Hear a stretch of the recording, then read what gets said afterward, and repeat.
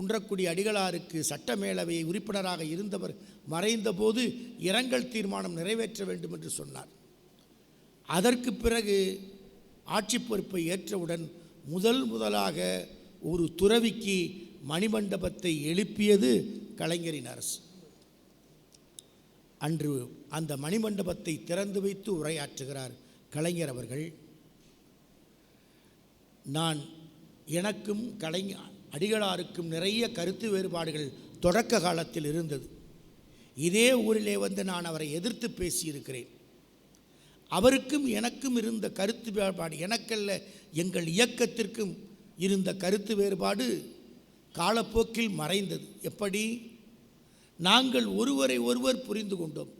எங்கள் இயக்கத்தை அவர் புரிந்து கொண்டார், அவர் பாதையை நாங்கள் அறிந்து கொண்டோம். அதற்கு பிறகு நாங்கள் இருவரும் ஒரே இலக்கு நோக்கித்தான் பயணிக்கிறோம்.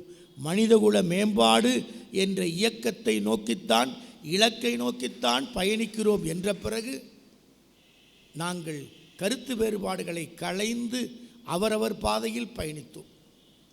அந்த அடிகளாருக்கு சட்டமேலவை உறுப்பினர் பதவியை நான் வழங்கிய போது ஏற்க தயங்கினார், பின்னாளில் ஏற்றுக்கொண்டார். அதன் விளைவாக நிறைய பணிகள் சமுதாயத்திற்கு கிடைத்தது. அந்த அடிகளாருக்கு இன்று நான் எழுப்பிய மணிமண்டபம் என்பது ஒரு சிறிய கைமாறு அவர் ஆற்றிய பணிகளுக்கு. அதே திசையில் இன்று அடிகளார் இல்லையே என்ற ஆதங்கம் என் இதயத்தில் அவர் மறைந்தபோது ஏற்பட்டது. இந்நாளில் இந்த குன்றக்குடியிலிருந்து சொல்கிறேன், அதே பாதை, அதே பணிகள், ஒருவரோடு நட்பும் உறவும் ஏற்பட்டால் தொய்விடாமல் தொடர்ந்து இணைந்து பணி செய்தல். இன்றைக்கு அடிகளார் விட்டு சென்ற தமிழ் சொத்துக்களில் முதன்மையான சொத்து, தலையாய தமிழ் சொத்து, தமிழ் சமுதாயம் நினைக்கின்ற சொத்து பொன்னம்பல அடிகளார் எனும் சொத்து என்று குன்றக்குடியின் திறந்த வீதியில் சொல்லிவிட்டு போனார்.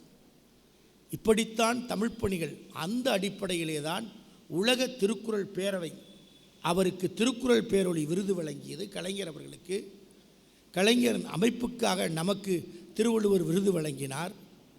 இந்த நிலைப்பாட்டில்தான் ராஜபாளையம் திருவள்ளுவர் மன்றம் ஆற்றுகிற பணிகள் எந்நாளும் நிலைக்கத்தக்க பணிகள்.